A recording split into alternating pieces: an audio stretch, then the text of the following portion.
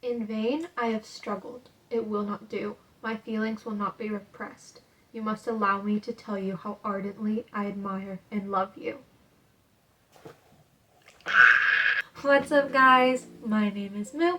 I'm a college student who loves reading, and I'm here to share that love with all of you. I should not have waited 20 years of my life to read this fantastic book, but I did. It is 2025. I started the year reading this book, and it was one of the best books I've read of all time. And did I expect any less? Absolutely not. This is a masterpiece. No wonder it's one of the most famous books of all time, because it's so good. Now, my hair is wet. I kind of look like a sopping wet rat right now. And you know what? That's just the vibe that we are going to have to deal with today. I am very busy. College girly things.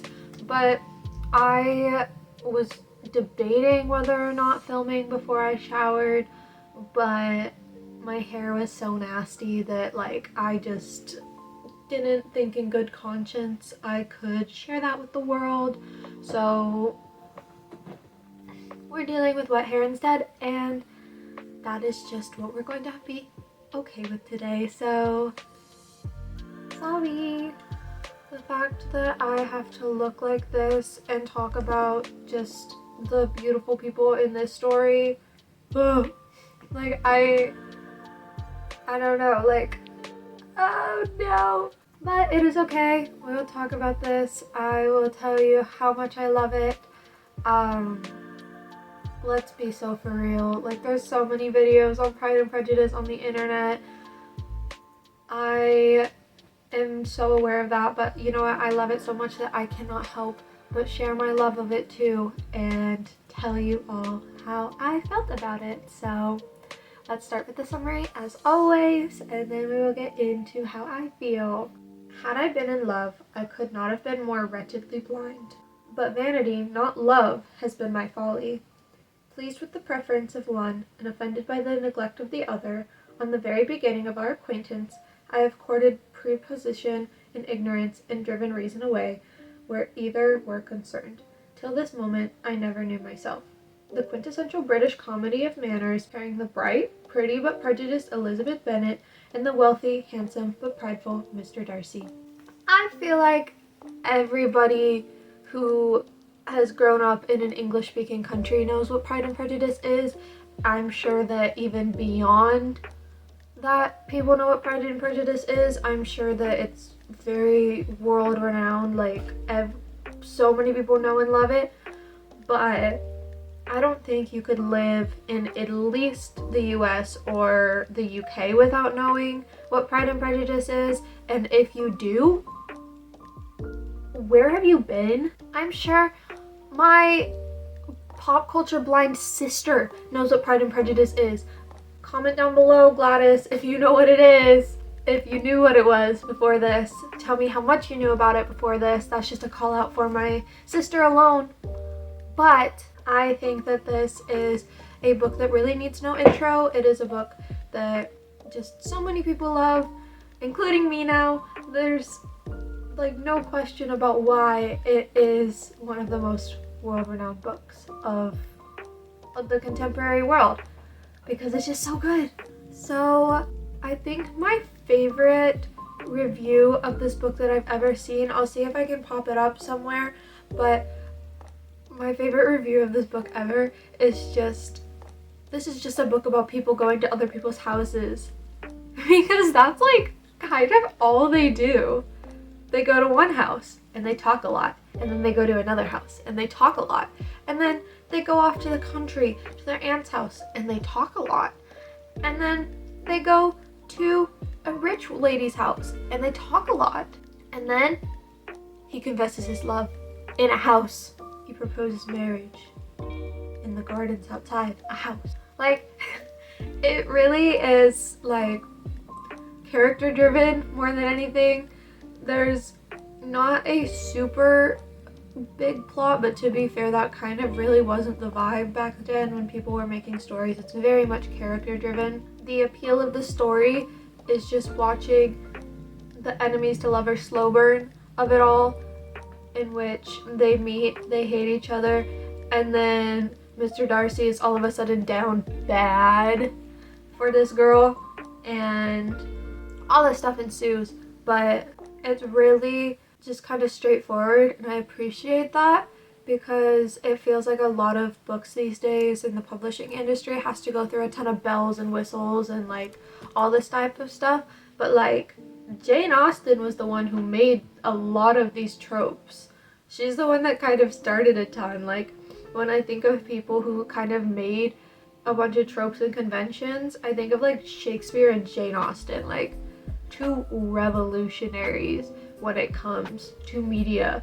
And so much of the stuff that they started are still huge in the mainstream media industry today. And that's crazy, you know? Imagine being so revolutionary that you created pillars that would stand the test of time in the media industry and that are still being used to this day. Absolutely insane. So the story follows Elizabeth Bennet, who has 4 sisters, is the second eldest daughter of the Bennets, and they just live a regular middle-class life until 2 men come into town, Mr. Darcy and Mr. Bingley, and that is what starts this story, is these 2 men come into town, and Elizabeth and her sister Jane meet, and Jane immediately falls for Mr. Bingley. He's played in the 2005 movie by a redhead, so that is good redhead representation. The slander I get for redhead kind. Absolutely crazy. Even living in the house that I live, so much slander on the daily. But we love good redhead representation, and Mr. Bingley follows that. And Mr. Bingley and Jane are completely taken by one another. They just spend all of their time with one another. They're just completely smitten. Mr. Darcy and Elizabeth don't exactly meet on the same terms as that. Elizabeth overhears Mr. Darcy basically saying she's not pretty enough for the attention she gets. And like any rational person, she goes, "Excuse me?" And she makes her final assumption of who he is as a person right then and there. And you know what? Do I blame her? Not really, because if a man was so boldly talking about me in front of my face negatively like that, I'd be like, okay, well, I am never going to respect you again. But that is not what happens in this book, and I'm very happy that's not what happens in this book, because it ends up being really good, and it just makes me go, ah, like, all the time. But that is how they start, and all these things ensue, and basically the 2 men leave town, and unknowingly to the Bennets, Mr. Darcy tells Mr. Bingley, "Oh, Jane doesn't actually love you, and she just wants your money, and it's best not to see her again or marry her." So like, he goes no contact. And Elizabeth is like, "What the heck, man, I hate you even more," like all this kind of stuff, like, and he has to explain himself that all this X, Y, and Z happened. There's also a soldier that comes in who, just the worst, not the worst character, there is a worse character, but he just kind of sucks as a human, and he manipulated Elizabeth into hating Mr. Darcy, but Mr. Darcy was just like, "Bro, that's not true," which I'll get to that in a second. But there was this whole thing, so there was a lot of reasons why Elizabeth was able to double down and be like, "Yeah, no, I hate this man. I hate this man, never want to see him again." Through all of this happening as well, there is Mr. Collins, who is the cousin of Elizabeth's father. Now, in 19th century, especially early 19th century England, they thought it was better at times to keep it in the family. So Mr. Collins goes to the Bennet estate in order to find a wife, and he proposes to Elizabeth. So that's all happening too. And it was just the most disgusting scene. Let me read you the note that I wrote. I'll pop it up here too, just so that you can read along with me. But let me read you what I said, because I was like dying. Yelling, "Oh my god, shut up," out loud, because I could not handle how yucky Mr. Collins is. Slimy and scummy and by no means self-aware. I have goosebumps. My body is actually distressed. And that was chapter 19, where Mr. Collins was proposing to Elizabeth, and she was just like, whoa, whoa, whoa, whoa, absolutely not. I do not want this. And you know what he said? He went, yeah, it's fashionable for young ladies today to say they don't want things they actually want, but I'm not going to take your no for an answer. Disgusting. There were some things that I could forgive because it was like of the time, and it didn't mean that it was right to view women as property, even though that's definitely how things are kind of viewed in the novel. But there were things that I could forgive that I could not forgive. Absolutely not. That is harassment, and it's disgusting, and I hate it. So that was a no for me. I absolutely hated that. But she said no, and she was adamant, so he married her neighbor instead. And it was at the Collins estate that Mr. Darcy confessed his love to Elizabeth, because all of this bubbling under the surface, Mr. Darcy was watching Elizabeth and watching how she spoke and acted, and was just like, okay, I like that. Like, he could not resist the feelings. He was down bad for Miss Elizabeth Bennet. And so he confessed his love to her, and she was just like, hold up. You told Mr. Bingley not to marry my sister. My sister is in love with Mr. Bingley and is heartbroken.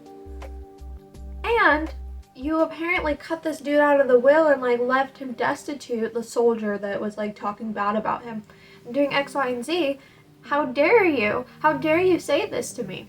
He is just like very prideful. Obviously, he's the pride in the Pride and Prejudice, and he was just like, how dare you say that about me? That kind of thing. But then he comes back the next day, because she was walking through the grounds, and he was just like, I've been walking around waiting to find you, just like out there for an unspecified amount of time. Like, I've been out here for a long time waiting to find you. Take this letter, please read it. And the letter, absolutely one of the best parts of the book. He explains everything. He goes, I was looking out for my friend. I didn't understand that your sister is not like super expressive with her emotions, and I took it as apathy, and that she didn't love him and wanted her only for her money, whatever. So like that was just like a misunderstanding on his part, and he actually owned up to it, which is crazy because Elizabeth never expected him to own up to anything. And then he went, okay, but here's the real story with the soldier. This man was the son of one of his father's workers, and he treated the guy's son like his own son, and put him in the will, and was just like, here's like all the stuff that I'm leaving for you. And he took it and he gambled it all away, and then he went, oh, LOL, I want to go to law school. And Mr. Darcy was like, okay, yeah, I guess. And then he like lost all that money too. So Mr. Darcy said, enough is enough. I'm not gonna like enable this behavior. And now he was smearing his name through the mud, just like for the rest of time. I don't know, like trying to tell everybody that this man, terrible man, absolutely like X, Y, and Z, like he did this fine, this and this and this, and just like smearing his name. And Darcy was like, nope, let me clear that up. Let me own up to my mistakes and tell you the whole truth. And it made Elizabeth respect him a lot more, and she was just like, oh, I was wrong about him. And that opened a little door for feelings to start. But all that happened, and she went back home to stew over it. And then in the summertime, she went with her aunt. They were supposed to go to the lake, but they ended up going to the place where Mr. Darcy's biggest estate was Pemberley instead, because her aunt had relatives there and like a place to stay there.